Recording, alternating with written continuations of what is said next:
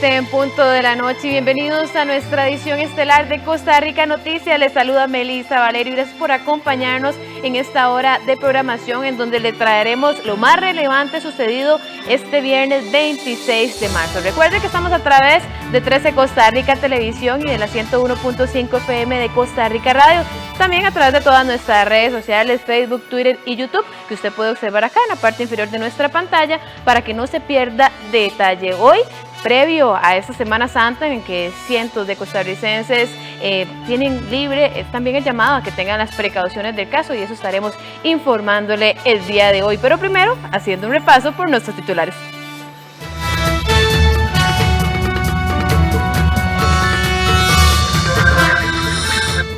La Caja Costarricense del Seguro Social acelera la vacunación y aplicará esta Semana Santa 74.988 dosis, incluido Jueves y Viernes Santo. Keylor Navas, Celso Borges y Brian Ruiz perdieron el juicio por supuesta difamación en contra de ellos. Ministra de la Presidencia sabe que la precampaña electoral puede dificultar el avance del proyecto de empleo público en el Congreso. Sin embargo, confía en que los diputados sean conscientes que este es un tema país. El volcán de Pacaya, cercano a la capital de Guatemala, mantiene niveles altos de actividad eruptiva con fuertes explosiones. El detalle de las informaciones. La Caja Costarricense del Seguro Social aplicará 75.000 vacunas contra la COVID-19 durante la Semana Santa. Según el gerente médico de la Caja, con esta medida se asume un riesgo ante un posible atraso con la llegada de más vacunas. Es por eso que pide a la población que será llamada a asistir a los CEBAIS y aplicarse las dosis. La Policía de Tránsito, en coordinación con los demás cuerpos de seguridad y emergencias del país, tiene listo su plan operativo para esta Semana Santa. Las labores comenzarán este mismo sábado 27 de marzo y se extenderán hasta el domingo de Resurrección 4 de abril. Dentro de los ejes medulares del control vial se encuentran la vigilancia del abuso de velocidad y de la conducción bajo los efectos del alcohol. Los operativos se llevarán a cabo tanto en las principales cabeceras de provincia del Valle Central como en sitios donde se aglomeren muchas personas como Jacó, Tamarindo, Manuel Antonio o San Carlos, por citar solo algunos ejemplos. La Policía de Tránsito dispondrá de 736 oficiales, 201 patrullas, 116 motocicletas y 28 grúas. También se contará con 37 radares de control de velocidad. Por otra parte, también se informa que el domingo 4 de abril habrá carril reversible en la Ruta 27 entre las 2 y las 6 de la tarde. El cierre de la carretera hacia el Pacífico se efectuará entre la 1 y las 7 de la noche con el objetivo de evitar accidentes. Bueno, ustedes veían la información sobre las medidas que regirán a partir de esta Semana Santa en carretera para que usted tome las precauciones del caso. Recuerde, habrá carril reversible, además algunas obras no se realizarán, así que tome las medidas del caso. Ahora sí vamos con la información de que la Caja Costarricense del Seguro Social aplicará 75.000 vacunas contra la COVID-19. La Comisión Nacional de Vacunación y Epidemiología instruyó a la Caja Costarricense de Seguro Social a reducir la cantidad de vacunas contra COVID-19 en reserva, con el fin de agilizar la inmunización de adultos mayores ante una posible nueva ola de contagios. De esta forma, las reservas de 3 semanas de dosis que se manejaban desde el inicio de la campaña se reducirán a 1 semana. La instrucción se ejecutará de forma inmediata, por lo que se realizará en Semana Santa. Esa nueva disponibilidad de vacunas será destinada a la cobertura del Grupo 2, mientras que avanza paralelamente el 20% ya programado para el Grupo 1. Y esta decisión se toma porque ya estamos viendo un incremento de casos, estamos viendo tanto aumento de casos generales como casos de hospitalización. De esta forma, entonces, la reserva de las 3 semanas de dosis que se manejaba desde el inicio de la campaña se reduce a 1 semana. Esta instrucción, como ya la Caja lo va a comunicar el doctor Mario Ruiz, según la instrucción que se da de parte de la Comisión Nacional de Vacunas, tiene que ejercerse de forma inmediata, aplicando todos los mecanismos que la Caja pueda aplicar para solventar esta agilización, esta puesta en el campo de más cantidad de vacunas.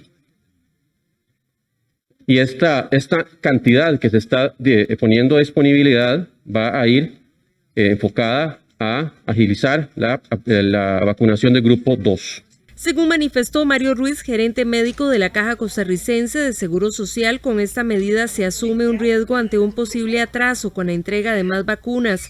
Es por eso que pide a la población que será llamada de los EVAIS a asistir a aplicarse la dosis. Actualmente permanecen vigentes los 3 mecanismos de adquisición de vacunas firmados por nuestro país: Pfizer, AstraZeneca y COVAX de la Organización Mundial de la Salud.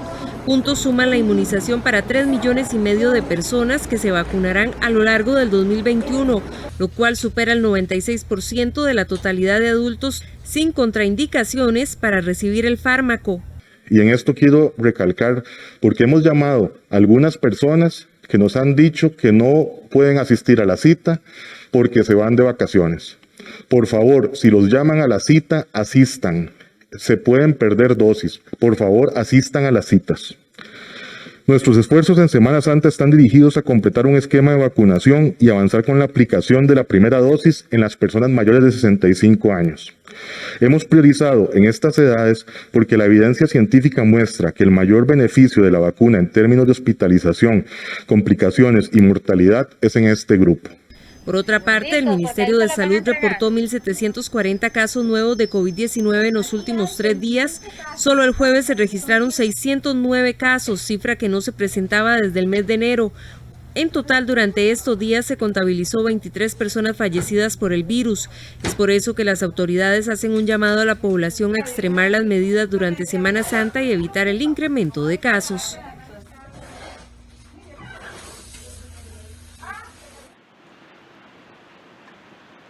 Y aliste sus bolsillos porque la Autoridad Reguladora de los Servicios Públicos aprobó este viernes un nuevo aumento en los precios de los combustibles. Se trata del 4º incremento y el más alto en lo que llevamos del año. El alza será de 57 colones en el litro de gasolina super, 55 en la de regular y 36 colones para el diésel. Siendo así, el litro de gasolina super alcanzará los 700 colones, el de regular costará 683 y la gasolina diésel tendrá un costo de 572 colones. Los ajustes estarán vigentes a partir de su publicación en el diario oficial La Gaceta en el mes de abril.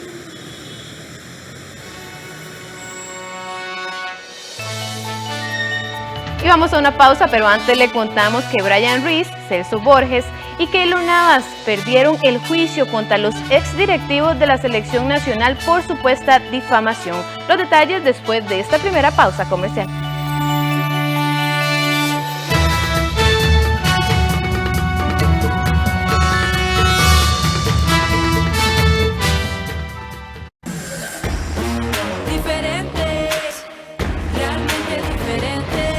Hay un banco que sí es diferente a todos los demás. Es el único banco que durante los últimos 20 años ha dedicado más de 84.900 millones de sus utilidades para impulsar actividades de bienestar social, que se destaca por construir oportunidades para las personas, apoyando el desarrollo de nuestras comunidades. Mi banco es un banco diferente. Un banco con productos y servicios accesibles que genera el crecimiento de las MIPYMES, creando oportunidades de trabajo. Un banco solidario que en medio de esta crisis sigue apoyando a miles de personas y familias. Mi banco sí es diferente. Mi banco es solidario. Nosotros sí somos diferentes. Banco Popular y de Desarrollo Comunal. Construimos bienestar. Esta semana en Economía Creativa, la historia de una empresa nicaragüense que rescata tortugas marinas por medio del turismo de conservación. Nuestra idea, nuestro concepto es aprovechar, digamos, el turismo, usarlo como motor para financiar proyectos ambientales. Economía Creativa, domingo 28 de marzo, 8:30 de la mañana, por 13, Costa Rica Televisión. Costa Rica se prepara para la Semana Santa y 13, Costa Rica Televisión también. Es por eso que le ofrecemos lo mejor de nuestra programación. No se pierda las grandes producciones de Imperium, realizadas por la prestigiosa televisora italiana RAI. San Pedro, la vida del apóstol escogido por Cristo para liderar su iglesia, con Omar Sharif. Clara y Francisco, la vida de dos jóvenes guiados por su fe, quienes abandonarán sus lujos y cambiarán la historia. Augusto, el primer emperador romano y sus grandes legados, con Peter O'Toole y Charlotte Rampling. San Agustín, uno de los grandes teólogos y filósofos de la Iglesia Católica, y cómo debe salvar su vida de una invasión a su ciudad. Del 29 al 4 de abril, en 13, Costa Rica Televisión. Quisimos que este programa se transmitiera en el mes en el que se celebra el Día Internacional de la Mujer y nos propusimos hablar de el cine hecho por mujeres que históricamente ha tenido mucha menos visibilidad que el cine dirigido por hombres. No, durante décadas la mujer estaba ausente de la manufactura cinematográfica, digamos. Este será nuestro tema en Encuadre Iberoamericano, este viernes a las 10 de la noche, solo en 13, Costa Rica Televisión. Banco Popular presenta El Tipo de Cambio. Y a las 7:11 de este viernes le contamos cómo se encuentra el tipo de cambio para este fin de semana. La compra en 609 colones con 35 céntimos y la venta en 615 colones con 66 céntimos. Banco Popular presentó El Tipo de Cambio. La Fiscalía finalizó la investigación en contra de Juan Carlos Bolaños en el caso de los préstamos con supuestas irregularidades con el Banco de Costa Rica. Emilia Navas, fiscal general, confirmó que la Fiscalía de Probidad se encuentra revisando el expediente para definir si la requisitoria cumple los requisitos. En noviembre del 2017 detuvieron a Juan Carlos Bolaños, empresario del cemento chino, por el caso de las presuntas irregularidades con el crédito otorgado por el Banco de Costa Rica. 4 años y 4 meses después, la Fiscalía General confirmó que la investigación ya la finalizaron y que se encuentra en la etapa de revisión que realiza la Fiscalía de Probidad, Transparencia y Anticorrupción. Ya la etapa preparatoria terminó y ya nosotros presentamos ante la Fiscalía de Probidad una requisitoria, un proyecto que tiene que ser necesariamente revisado por esa Fiscalía y refrendado. Es un caso complejo, toma tiempo que un nuevo equipo de fiscales de la Fiscalía de Probidad lo estudie, lo analice, vea si hay prueba que sustenta el proyecto de presentado, ¿verdad? Ya sea para pedir un sobreseimiento, una desestimación o una acusación, y ellos serán los que deciden cuándo le ponen el refrendo para presentarlo ante el juzgado penal. De acuerdo con la fiscala general Emilia Navas, la Fiscalía Anticorrupción tiene 2 meses para refrendar el expediente que contiene el acto conclusivo al que llegó el Ministerio Público y que se puede prorrogar por 2 meses más. Este acto conclusivo puede contener la acusación, una desestimación o un sobreseimiento. Es que yo no puedo decirle en qué consiste el proyecto. O sea, nosotros hablamos de requisitoria, pero en este momento, mientras no tenga un refrendo de probidad, no podemos informar si es una solicitud de desestimación, un sobreseimiento o una acusación, o para unos imputados una cosa y para otros imputados otra. Pero entonces podría decir que la investigación ya finalizó. Ya finalizó, exactamente. A Juan Carlos Bolaños lo investigan por el crédito que recibió del Banco de Costa Rica por un monto de $40 millones.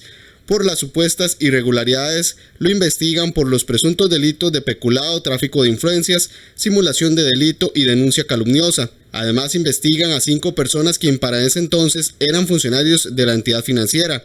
Tal vez los 2 elementos más importantes es que entonces la Fiscalía en este momento no sabe, por ejemplo, qué pasa con el dinero del cemento. O sea, cuando hay un negocio o un crédito, como en muchos en Costa Rica, que simplemente no se paga, pues tienen que ir a buscar porque no se pagó. Pero no todas las personas que dejan de pagar un crédito van a la cárcel o son amenazadas de ir a la cárcel. Y en este momento la Fiscalía no tiene ninguna prueba, no sabe. Ellos dicen que no interesa si Juan Carlos tomó la plata, si se fue, o si fue simplemente un crédito que no se pudo pagar por circunstancias mercantiles como todos los créditos. El segundo elemento importantísimo por el cual están acusando y no tienen prueba es qué pasa con los funcionarios del banco. ¿Actuaron ellos porque desconocimiento, como decimos, por negligencia? En noviembre del año pasado, el Juzgado Penal de Hacienda eliminó las medidas cautelares que se habían impuesto en contra de Bolaños. Y como lo veíamos en titulares, Adrián Gutiérrez y Juan Carlos Román fueron absueltos del delito de difamación, pero obligados a pagar 3 millones de colones a cada jugador. El juicio tuvo una ramificación, ya que ahora Eduardo Lee podría ser investigado por falso testimonio ante el Ministerio Público. El tan esperado, por tanto, es decir, la interpretación de las conclusiones de los abogados en el juicio de Brian Ruiz, Celso Borges y Keylor Navas contra Adrián Gutiérrez y Juan Carlos Román, fue leído la tarde de este viernes por el juzgado encargado de este debate. En el mismo se absolvió de manera unánime a Román y Gutiérrez del delito de difamación, por lo que penalmente no deberán purgar ninguna sanción. Este tribunal, por unanimidad de los votos emitidos, resuelve: se absuelve de toda pena y responsabilidad a los señores Juan Carlos Román Hernández y Adrián Gutiérrez Arguedas por los delitos de difamación que en perjuicio de Keylor Navas Gamboa, Celso Borges Mora y Brian Ruiz González se les venían atribuyendo, por existir un error de prohibición indirecta. En cuanto a la acción civil resarcitoria, por unanimidad de los votos emitidos, se declara con lugar la demanda formulada por el licenciado Federico Torrealba Navas a favor de los demandantes Keylor Navas Gamboa, Celso Borges Mora, Brian Ruiz González. En consecuencia, se condena civilmente a los demandados Juan Carlos Román Hernández y Adrián Gutiérrez Arguedas. En tal carácter, se les condena al pago del daño moral. De esta manera, aunque penalmente salen bien librados, el por tanto que quedará en firme con la lectura de la sentencia el próximo 9 de abril, sí obliga a los acusados a pagar la suma de 3 millones de colones a cada jugador por daño moral, además del pago de los honorarios de los abogados, que asciende a un monto de 1.800.000 colones. Los querellados creyeron que era cierto lo que don Eduardo Lee les estaba diciendo. ¿Por qué razón? Bueno, por la investidura que él tenía como presidente de la federación, porque eso era lo que también él había dicho en el comité ejecutivo, y bueno, obviamente porque él fue el que estuvo en la reunión con los jugadores y no don Adrián y don Juan Carlos. Entonces, lo que está diciendo es que existe un error de prohibición indirecta. Es decir, aquí la acción no es culpable, y esto es, por supuesto, que un tema complicado porque es de la teoría del delito, pero el tema no es, o aquí no existe culpabilidad porque no hay, para tratar de explicarlo de una forma muy simple, no está o no existió la intención de parte de don Juan Carlos y de don Adrián de dañar el honor con esas afirmaciones, porque ellos creyeron que efectivamente lo que estaban diciendo era verdad, era lo que realmente había sucedido. Eso desde el punto de vista penal. Lo que pasa es que desde el punto de vista civil, el artículo 1045 del Código Civil nos dice que todo aquel por dolo, falta, negligencia o imprudencia cause un daño a otro, está en la obligación de repararlo. Y en este caso el tribunal tuvo por acreditado que efectivamente se había causado un daño a la reputación de los 3 jugadores. Por otro lado, los jueces elevarán ante el Ministerio Público el testimonio del expresidente Eduardo Lee, ya que fue el único que mencionó la cláusula aparentemente inexistente que según él conocía Navas, en donde se mencionaba que si el técnico Jorge Luis Pinto perdía 3 juegos seguidos, podía ser despedido, y que ante ello los jugadores eran capaces de dejarse perder para que el colombiano no siguiera en el puesto. Por ello, Lee podría ser investigado por el delito de falso testimonio. De esta manera concluye el juicio como epitafio de la máxima gesta futbolística de Costa Rica en su historia. Esta vez, al igual que en 2014, nuestro fútbol estuvo ante los ojos del mundo, pero por circunstancias en donde nadie salió victorioso.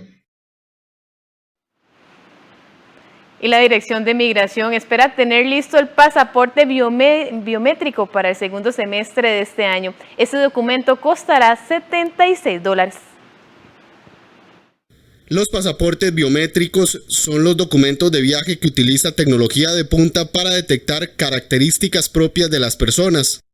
El pasaporte biométrico es un pasaporte que tiene un chip, es un pasaporte electrónico que tiene un chip dentro de su fabricación, y este chip contiene las características biométricas que se toman con hardware especial diseñado para tomar las huellas 442 y las características faciales, que es muy diferente a una fotografía 2D, ¿verdad? Hay una diferencia muy grande porque una fotografía logra identificar a una persona en un momento determinado, pero las características biométricas, los rasgos faciales se van a mantener siempre. De acuerdo con la directora de Migración, podría entrar en operación para el segundo semestre del año. Sin embargo, esto implica una inversión importante para los puestos migratorios. El pasaporte biométrico va a tener una validez de 10 años, a diferencia del pasaporte actual, que lo emitimos por 6 años y expira. El pasaporte biométrico, por sus características, va a poder ser utilizado por 10 años. La otra cosa importante de este pasaporte es que va a permitirle a la persona costarricense viajar muy seguro, como mencionaba, identificarse plenamente. Hoy un pasaporte costarricense en el mercado negro puede costar $10,000. Una falsificación del pasaporte se vende a un precio muy alto, y eso es lo que queremos erradicar completamente. Los pasaportes actuales seguirán funcionando hasta su vencimiento, esto aun cuando se comiencen a utilizar los biométricos. Y las terminales de buses ya empiezan a verse con más movimiento de turistas listos para disfrutar algunos días libres durante Semana Santa. Ante esta realidad, los empresarios se preparan con más unidades para cubrir la demanda. Desde este mismo viernes, las terminales de buses hacia los destinos tradicionalmente turísticos ya empezaron a verse con mucho más movimiento. Evitar las congestiones viales y garantizarse un espacio en las unidades impulsa a muchos ticos a utilizar desde ya el servicio de transporte, especialmente hacia las provincias de Punta Arenas, Limón y Guanacaste. De hecho, ya voy de paseo, voy para San Ramón, tenemos una casita de vacación allá, y entonces yo me voy adelante y ahí llega el resto de la familia, y de ahí vamos a Punta Arenas a darnos una vueltita, y vamos a San Carlos a darnos otra vueltita, solo de familia. ¿Te aprovecharon estos días previos antes de Semana Santa? ¿Por qué? ¿Por las presas o...? Sí, por las presas, sí, más que por las presas, como viajo con mi papá, entonces me gusta irme así, cuando todavía no hay tanta gente, y para ir a alistar la casa. Ya ir a visitar a la familia, que tengo familia ahí. ¿Cuándo se van y cuándo piensan regresar? Irnos el miércoles, vamos a ver, encontramos a las 8 de la mañana y venirnos el domingo a las 2 de la tarde. ¿Sí? ¿Vino a comprar el tiquete antes? ¿Por qué razón? Porque esto ya, y a veces llega uno allá y no hay campo. Para asegurarse, sí. Ante este panorama, los empresarios dicen haber tomado medidas, como el aumentar la cantidad de unidades y los horarios. Nosotros estamos tomando por previsto tener unidades de refuerzo y contar con toda la flotilla para hacerle frente a la cantidad de personas que nos vayan a llegar, que vayan a viajar al sector del Pacífico en esta Semana Santa. Hemos aumentado las unidades de nosotros ¿qué le puedo decir? Como en un 10-20% más, a razón de lo de cómo estamos con la pandemia. Tratamos de hacer circular a la gente lo más rápido posible para que no haya aglomeraciones en la terminal. ¿Esta movilización o ese aumento de unidades significa aumento en horarios o cómo están manejando el tema? Anterior a esto estábamos con un horario restringido, y como se acerca lo de la Semana Santa, que es siempre hay una afluencia de gente mayor, entonces sí tenemos que hacer un aumento de unidades por lo mismo, hay horarios para lo mismo. La Semana Santa anterior, el sector de transporte cerró por completo su operación, por lo que los empresarios afirman no cuentan con la certeza de cuál será la demanda para esta Semana Santa. A partir de hoy se incrementó la cantidad de salidas de los usuarios a los diferentes puntos de la zona del Caribe, como el Limón, Batán, Siquirres, Guapiles y el cantón de Sarapiquín. Pasamos de 60 unidades a un total de 80 en este momento, la cual se puede incrementar.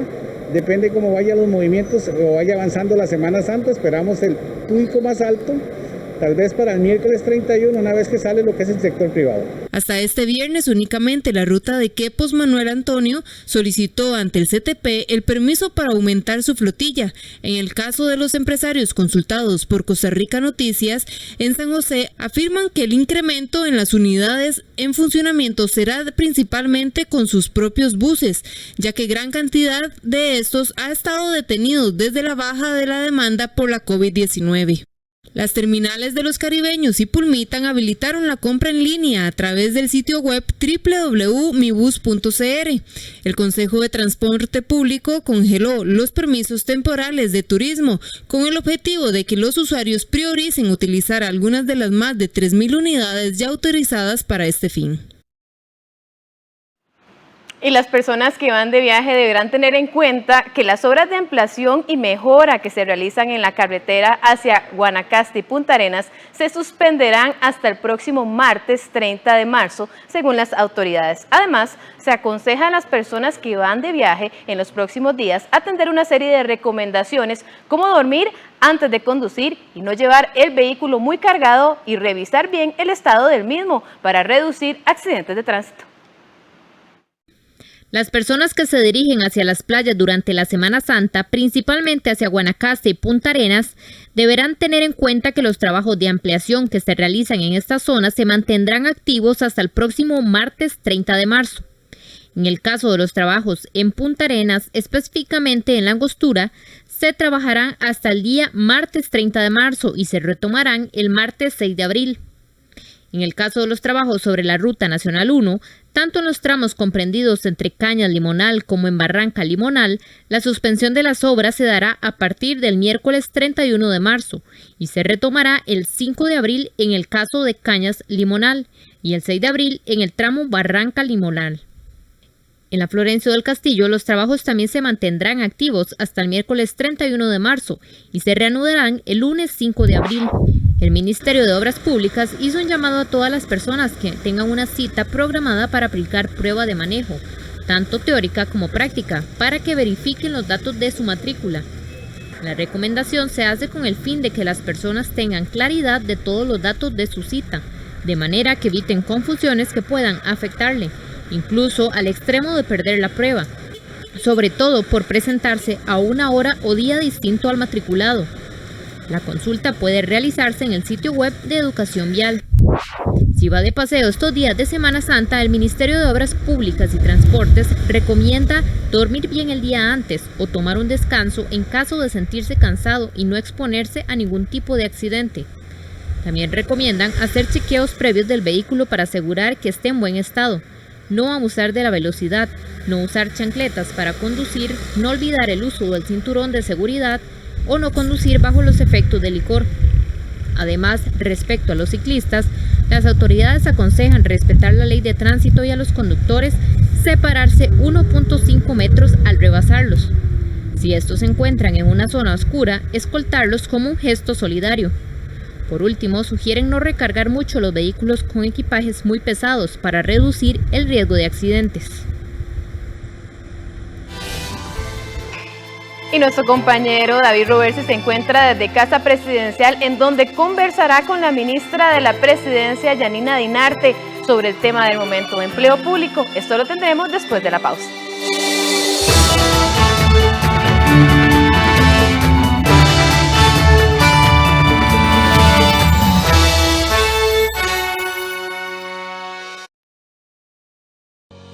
Sálgase de la fila del banco. Realice de forma fácil y segura sus transferencias, depósitos, retiros y más, ahorrando tiempo. Haga sus trámites desde cualquier lugar ingresando a bancobcr.com o a la app BCR Móvil. En el barrio, visitando los puntos Tucán o afuera del banco en los cajeros automáticos multifuncionales. Conozca cómo hacerlo con nuestros tutoriales en bancobcr.com. Somos el Banco de Costa Rica.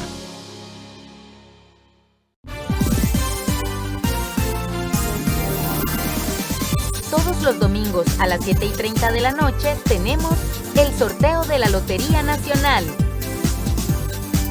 Desde la Junta de Protección Social de San José. Solo en 13, Costa Rica Televisión. Costa Rica se prepara para la Semana Santa. Y 13. Costa Rica Televisión también. Es por eso que le ofrecemos lo mejor de nuestra programación. No se pierda las grandes producciones de Imperium, realizadas por la prestigiosa televisora italiana RAI. San Pedro, la vida del apóstol escogido por Cristo para liderar su iglesia, con Omar Sharif. Clara y Francisco, la vida de dos jóvenes guiados por su fe, quienes abandonarán sus lujos y cambiarán la historia. Augusto, el primer emperador romano y sus grandes legados, con Peter O'Toole y Charlotte Rampling.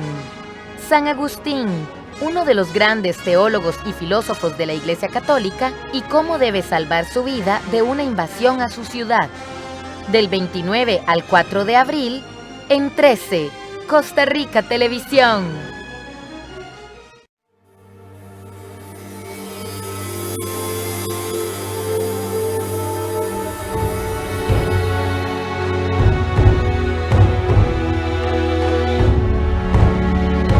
Es la tierra en la que nació Jesús.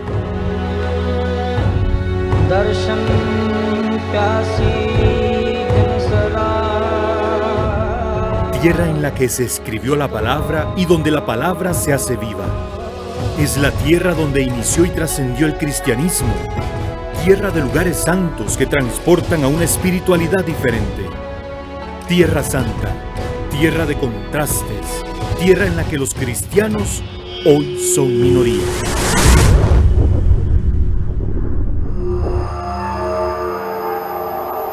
¿Qué fue lo que pasó?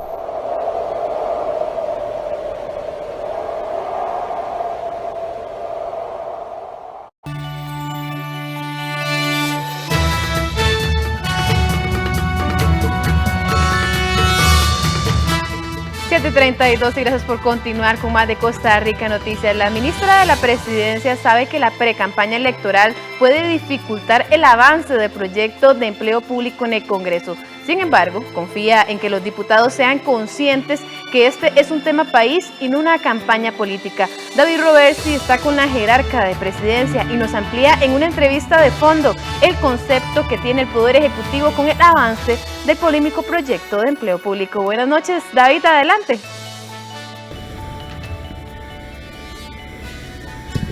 Gracias, buenas noches a quienes nos siguen a través de Costa Rica Noticias.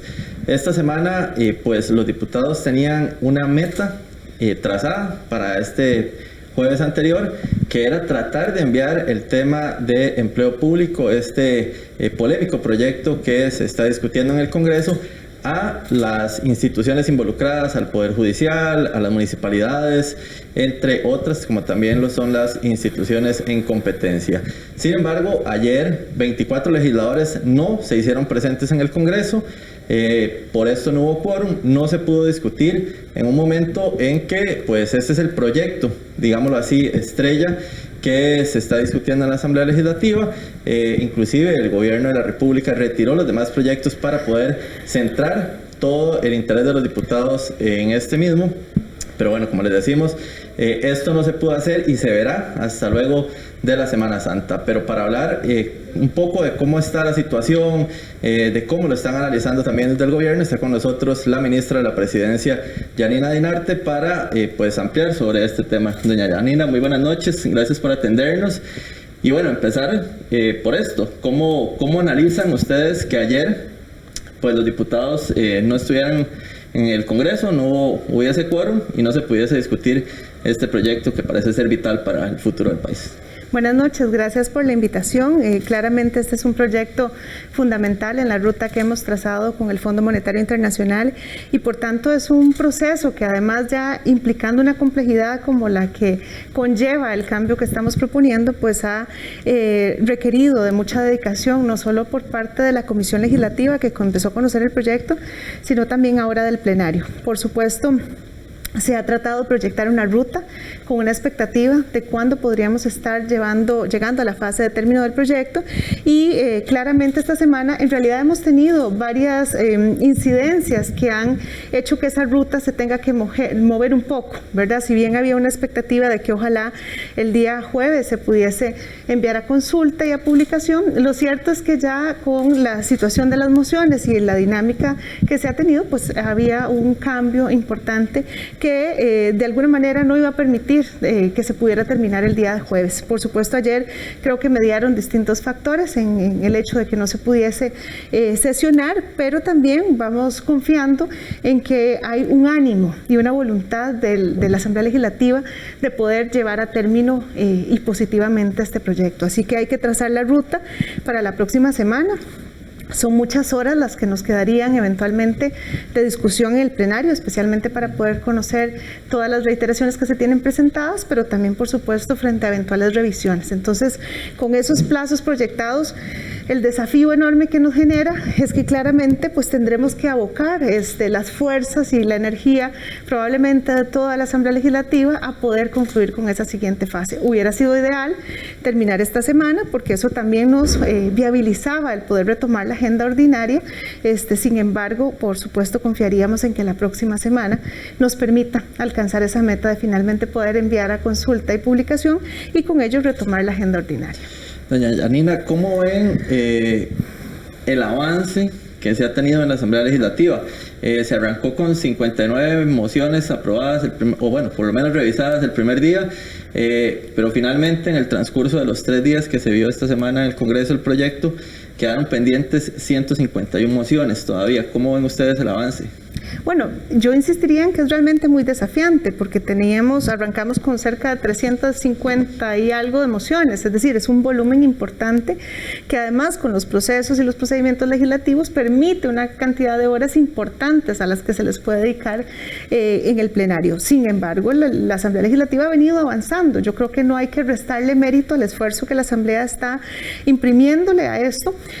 Por supuesto que las expectativas siempre serán que podamos volver lo más prontamente posible a la agenda ordinaria, pero yo no le puedo restar mérito al esfuerzo que se ha hecho, especialmente si estamos en el Parlamento, cuya misión, por supuesto, pasa por poder terminar de darle forma a este texto, que es un texto muy significativo, insisto, no solo para la agenda con el Fondo Monetario Internacional, sino para el futuro de nuestro país y la armonización que estamos buscando del empleo público. Entonces no es un tema menor.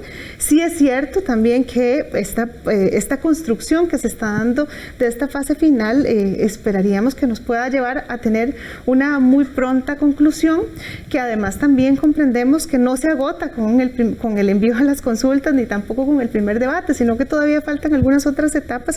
Pero yo sí creo que en la Asamblea Legislativa no solo hay coincidencia en que hay que buscar lograr la aprobación, sino que también hay correspondencia y comprensión del sentido de urgencia que hay detrás de poder concretar esta iniciativa.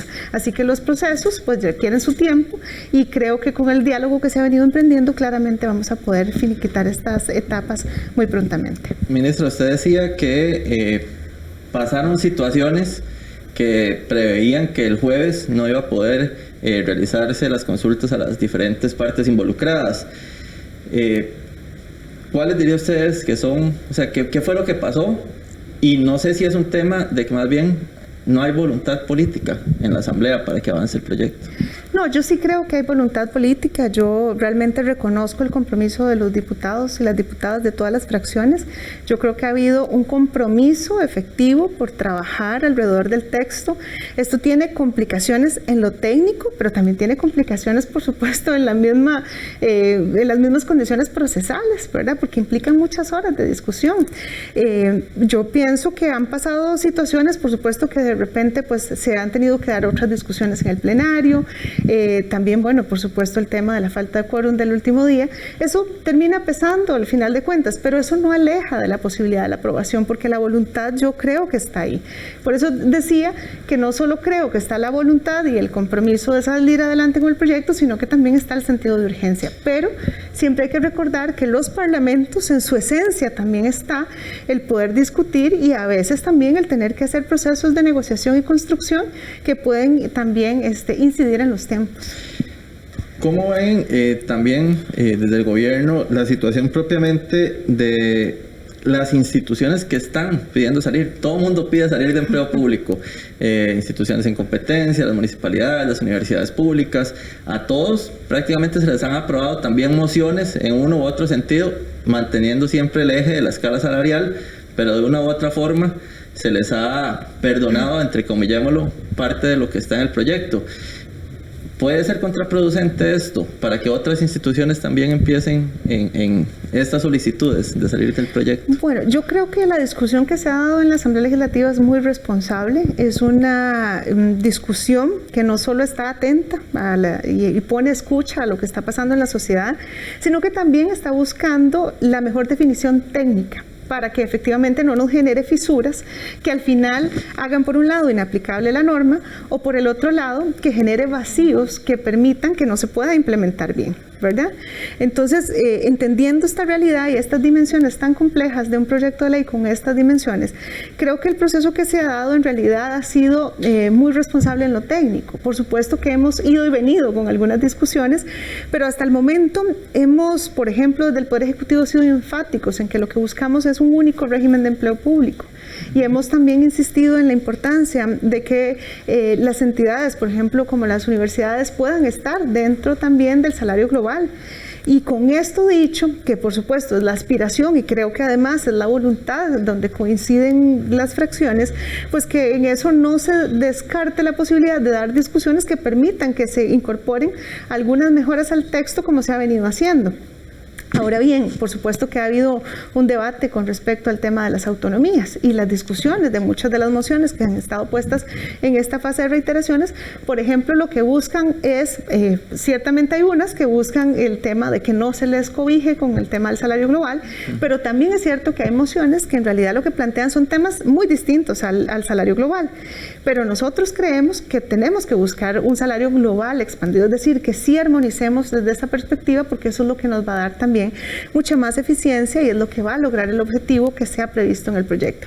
Con respecto a las empresas en competencia, creo que hay una dinámica y una realidad completamente distinta, porque estamos hablando de empresas públicas que tienen servicios que efectivamente se ponen a disposición del país y de la ciudadanía, pero tienen que confrontarse con otros prestadores, ¿verdad? Y entonces claramente las instituciones tienen que buscar ciertos perfiles, algunos de los cuales son muy particulares y donde, por supuesto, al estar en competencia, pues se enfrenta a algunas condiciones que requieren también de facilidades para que las instituciones puedan responder de forma oportuna, eficaz y responsable. Entonces, creo que esa es parte de la discusión que se ha dado, pero hay que comprender una vez más que esto es propio de una asamblea legislativa y creo que en términos generales hay bastante coincidencia de lo que el proyecto debe buscar y de esa armonización que nos debe ofrecer.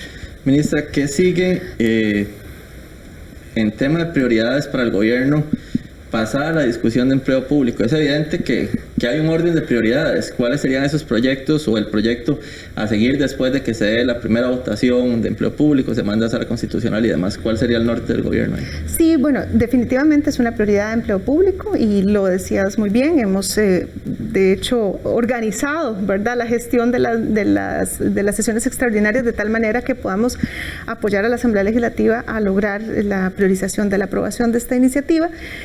Yo diría que posterior a esta fase se nos abren dos vertientes importantes, ¿verdad? Hay una vertiente que tiene que ver con los otros proyectos del Fondo Monetario Internacional o que son parte del acuerdo, donde, como sabemos, hay proyectos en distintas comisiones con distintas fases de desarrollo y, por supuesto, aspiraríamos que esos procesos en las comisiones se puedan seguir dando de tal manera que se cumplan con las fases de consulta, las fases de audiencia, si son necesarias, por supuesto, y también se puedan dictaminar los proyectos. Pero eso va en simultáneo con el otro vertiente de prioridad, que son los proyectos que incidan en la reactivación económica, para lo cual hay una serie importante, una gran cantidad de proyectos que podrían también tener una respuesta pronta de la Asamblea Legislativa y que podrían venir a incidir. En ese sentido, Igual, hay varios que están en comisiones legislativas, por ejemplo, el proyecto de avales es realmente muy importante. Sabemos que la ciudadanía tiene una gran expectativa de que se pueda facilitar aún más el acceso al financiamiento, pero tienen que pasar esas etapas propias de las comisiones, ser dictaminado para que lleguen al plenario legislativo. Y no puedo minimizar, por supuesto, que también hay proyectos que ya llegaron a la etapa del plenario y que esperaríamos que esos proyectos también puedan tener una pronta aprobación. Por supuesto, esto se va a ir concretando conforme los propios tiempos de esos proyectos les vayan permitiendo su gestión. Para ir finalizando, doña Yanina, nada más saber si a ustedes como gobierno les preocupa el tema de la precampaña electoral. Ya 4 diputados son candidatos o precandidatos en sus partidos, varios de ellos trabajan para algunos que ni siquiera se han confirmado su candidatura, otros como doña María Inés, por ejemplo, con don Pedro. Los expertos en ciencias políticas dicen que va a ser complicado para el gobierno que esto avance conforme pues existan tendencias electorales y ya situaciones que amarren a uno u otros por intereses.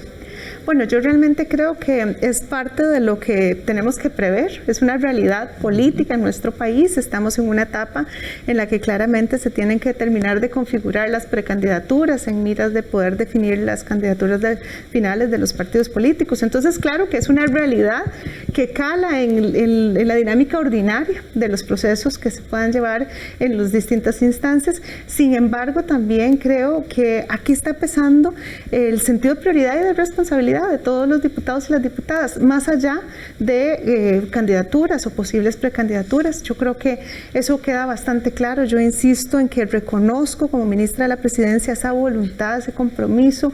Lo he visto en lo técnico, pero también lo he visto en las conversaciones más estratégicas sobre el proceso. Yo realmente creo que hay anuencia y creo que eso es muy favorable para efectos de que podamos concluir con este proyecto. Claramente, siempre será un desafío.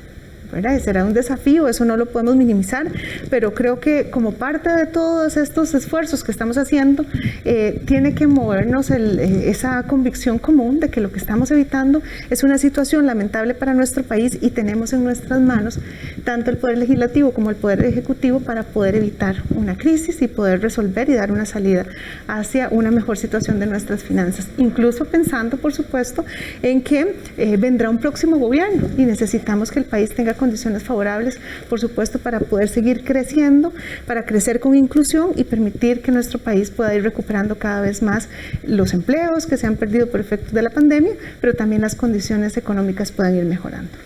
Perfecto, muchas gracias a Yanina Enarte, ministra de la Presidencia, que pues nos amplía un poco el panorama de lo que se vive con el tema de empleo público y por supuesto luego de Semana Santa seguirá la discusión y pues estaremos informando cómo vaya avanzando este proyecto en el Congreso. De momento vamos a regresar con ustedes que tienen más información allá en el set principal de Costa Rica Noticias. Muchas gracias a nuestro compañero David Roversi por esta entrevista que clarifica un poco la situación del empleo público y cómo llega Semana Santa de cara a la discusión de este proyecto. Y cambiamos de tema y es que la actividad turística tuvo pérdidas 10 veces mayores a las de cualquier otra actividad comercial como consecuencia de los 7 meses en los que no recibieron turistas internacionales por causa de la pandemia.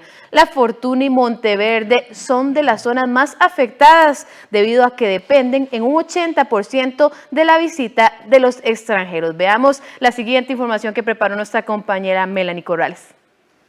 Al principio de la pandemia sí fue muy duro porque yo pasé de la que ayudaba a mi esposo a ser la jefa de hogar, porque tenía que hacerme cargo de todas las necesidades que se veían en la casa. Antes de la pandemia esto era ríos de gente en los buses, autopullman. Porque es una emergencia, es una crisis nacional y es un sector que necesita verdaderas soluciones bancarias para poder no solamente reactivarse, para poder recuperarse económicamente y poder subsistir. Si no, lo que vamos a tener de aquí a unos 6 meses más es un cementerio de empresas. Los testimonios de Andrea, Shirley y Oscar son el ejemplo de una dura realidad que afecta a otras 100,000 familias de todo el país, cuyo ingreso económico depende del turismo. El cierre de las fronteras, decretado por el gobierno el 18 de marzo del 2020 para intentar frenar la propagación de la COVID-19, causó un impacto tan fuerte en el sector turístico que aún está muy lejos de recuperarse. La Fortuna de San Carlos es un lugar conocido en nuestro país y el resto del mundo por el imponente volcán Arenal y sus relajantes aguas termales. A 3 horas de ahí, en la provincia de Punta Arenas, se ubica Monteverde, otro popular destino que se convierte en la elección de muchos por la tranquilidad del lugar, que se combina con la aventura entre sus montañas. Restaurantes, hoteles, cafés y souvenirs de estos paradisíacos lugares se llenaban cada semana con cientos de turistas. Pero hoy, la desolación es el único huésped en muchos de estos comercios. Esta es la chocolatería Estucurú, ubicada en la Fortuna de San Carlos. Aquí el cacao proveniente de Upala termina convertido en barra de chocolate gourmet. Aquí la producción del chocolate está en manos de un equipo exclusivo de mujeres. Una de ellas es Andrea González, quien luego de 4 años de estabilidad económica, en el 2020 debió reorganizarse con la mitad de su salario y hacerle frente a su familia, pues su esposo quedó desempleado y ella con su jornada reducida. Se ve como más ajustadillo en la parte económica porque tiene que pagar esas necesidades porque si no, no puede vivir uno en la calle, ¿verdad? Entonces hay que reducir la alimentación, la gasolina, actividades recreativas.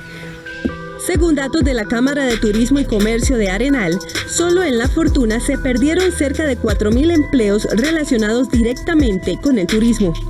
En la chocolatería, por ejemplo, se despidió al encargado del tour, mientras que al resto de la planilla se le redujo su jornada. La principal afectación que nosotros tuvimos fue las ventas, obviamente, y el tour, porque esa era nuestra principal fuente de ingreso, digamos, era esta tienda. Nosotros sí tenemos en algunos otros puntos en el país, pero nuestro producto, por ser un producto muy de nicho, ¿verdad? Un chocolate gourmet, entonces muchos de los lugares también que tenían los puestos chocolates a la venta eran lugares turísticos. En la empresa Sky, el canopy volvió a funcionar, luego de varios meses sin moverse. Y aunque el teleférico pasa mucho tiempo vacío, los empleados aseguran que el trago más amargo lo vivieron el año anterior, cuando esta aventura se paralizó totalmente debido a la casi nula visita de turistas. Hemos hecho ofertas, hemos hecho paquetes, paquetes bastante atractivos, en que incluye también la parte de la alimentación, teleférico, canopy, alimentación, hasta inclusive el transporte también. Sí nos da resultados, pero resultados a nivel quizá no como antes, sino a nivel de gastos, por lo menos para ir saliendo un poquito con la parte de los gastos. Algo similar ocurre en Monteverde. Un reciente estudio de la Comisión de Enlace de Monteverde para la Cámara de Turismo del lugar reveló que la mayoría de las empresas están trabajando a un 25% de capacidad o menos. En el Hotel Miramontes, por ejemplo, se reporta 0 ocupaciones entre semana y se despidió a la mitad de la planilla. Pues ha bajado bastante porque, como decía, a esta altura sería como temporada alta. El hotel estaría prácticamente lleno y a esta altura no tenemos clientes. Mientras que en esta cafetería, ubicada en el centro de la localidad, su dueño, que también se contagió de la COVID, cuenta que son pocos los clientes que llegan a diario. Bajó demasiado, bajó más del 75% bajó. Y los fines de semana hemos tenido afluencia de público nacional básicamente, pero el público extranjero apenas estamos empezando a verlo. Aunque poco a poco el sector inicia su camino hacia la reactivación con la llegada de turistas, ahora surge otra preocupación: hacerle frente a las deudas que adquirieron con los bancos el año anterior como un salvamento en medio de la crisis. Tenemos empresarios con negocios que han construido durante años, ¿verdad? Que tienen un historial impecable, que tienen una trayectoria impecable a nivel bancario, y ahora por un tema de la crisis no les quieren prestar, no les quieren apoyar con capital de trabajo. El empresario está pidiendo a gritos capital de trabajo, ¿verdad? Oxígeno para poder respirar.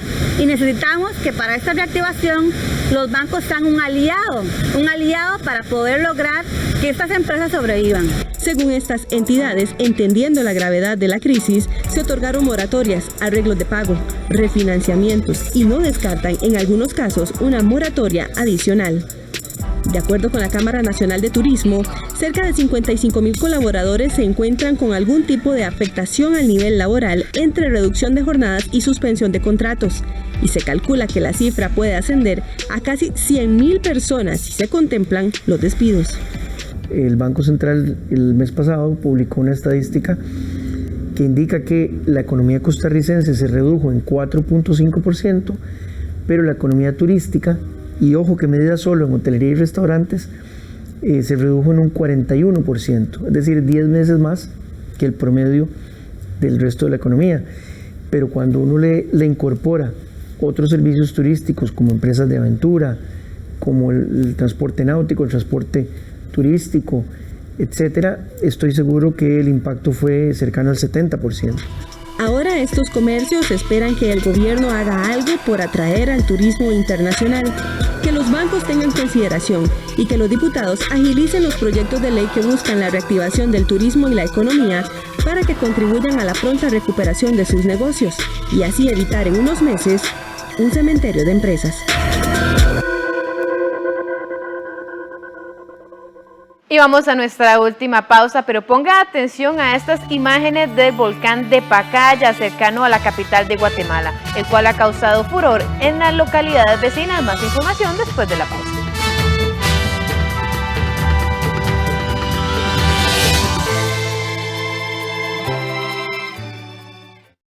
Su FCL, fácil, rápido y seguro. Si en marzo cumple 5 años de relación laboral continua con el mismo patrono, desde ya puede tramitar el retiro de su FCL con Popular Pensiones. Hágalo por cualquiera de estos canales oficiales y sin salir de casa. Si no lo retira, podrá disponer de él cuando realmente lo necesite. Popular Pensiones.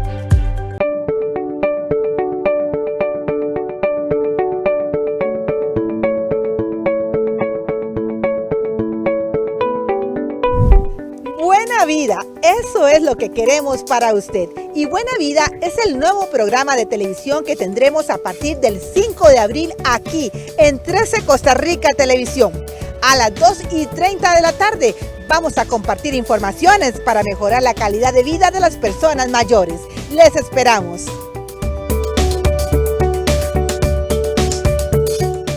Señor, te ruego, haz que todos seamos felices. Una dulce joven italiana nos enseña cómo la fe, devoción y alegría superan la pobreza y el dolor. ¿Pero cómo hace esa muchacha? María no descansa nunca. No, te suplico. El odio te matará por dentro. María Goretti. Dime que me quieres y dímelo. ¡Dios no quiere! ¡Es pecado! ¡Ah, Asunta! El miércoles 31 de marzo a las 10:15 de la mañana en 13 Costa Rica Televisión. Desde cualquier lugar del país podés cantarle a la libertad, a la esperanza, a la paz. Podés cantarle a Costa Rica. Te invitamos a participar en Audiotopía Bicentenario, el concurso de música original costarricense para solistas. Envíanos un video de tu canción antes del 4 de abril al WhatsApp 8313-1315 y podrás ser vos quien le cante su canción a la patria desde el Teatro Nacional en el gran concierto de clausura de Audiotopía Bicentenario.